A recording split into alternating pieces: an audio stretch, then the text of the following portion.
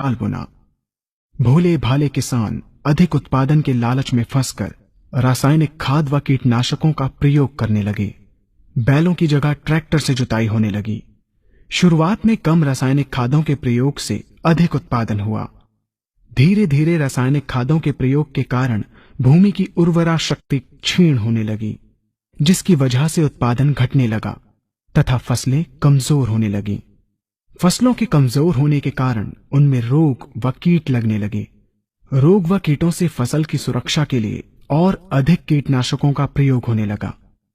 एक तरफ ज्यादा उत्पादन के लिए अधिक रासायनिक खादों का प्रयोग होने लगा, वहीं दूसरी तरफ फसलों को रोग व कीटों से बचाने के लिए अधिक विषाक्त कीटनाशकों का प्रयोग बढ़ गया, जिसके कारण उत्पादन लागत बढ़ी और किसान को लाभ कम होने लगा, बल्कि छोटे किसान कर्ज में डूबने लगे। धीरे धीरे भूमि की उर्वरा शक्ति क्षीण होने से भूमि बंजर होने लगी। रासायनिक खाद व कीटनाशकों के कारण खाद्यान्न भी विषाक्त हो गए तथा जलवायु भी प्रदूषित हो गई, जिसके कारण मानव पशु पक्षियों के स्वास्थ्य पर प्रतिकूल प्रभाव पड़ा, जिसका परिणाम आपके सामने है। मानव स्वास्थ्य पर रासायनिक खादों के पड़ने वाले प्रभाव को आप ऐसे समझें।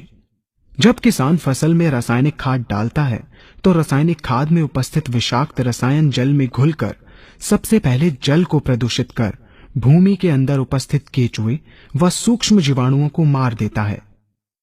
ये बात सभी किसान अच्छी तरह से जानते हैं कि केचुए व अन्य सूक्ष्म जीवाणु भूमि की उर्वरा शक्ति को बढ़ाने के लिए अति आवश्यक होते हैं।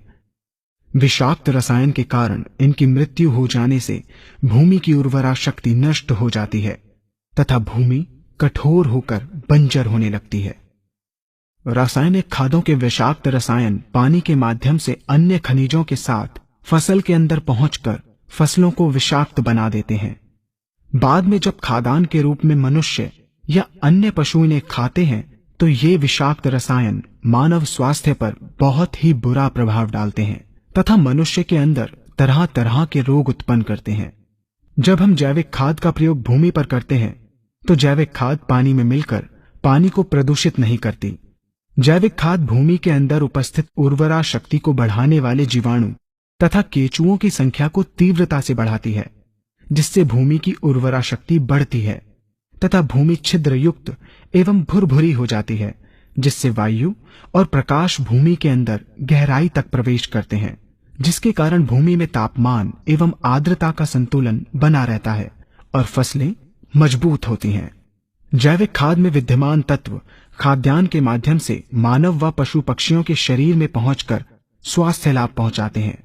जैविक खादों के प्रयोग से फसलें अच्छी और मजबूत होती हैं, जिसके कारण उन पर रोगों एवं कीटों का ज्यादा प्रभाव नहीं पड़ता। यदि किसी प्राकृतिक कारणवश कीटों व रोगों का प्रभाव अगर पड़ता भी है तो गौमूत्र एवं औषधीय वनस्पतियों के घोल के छिड़काव करने से फसलों को रोग एवं कीटों से बचाया जा सकता है। गौमूत्र एवं अन्य प्राकृतिक औषधियों के मिश्रण के छिड़काव से फसलों का कम लागत में बचाव हो जाता है तथा वातावरण पर भी कोई दुष्प्रभाव नहीं पड़ता। यहाँ हम आपको तालिकाबद्ध तरीके से दोनों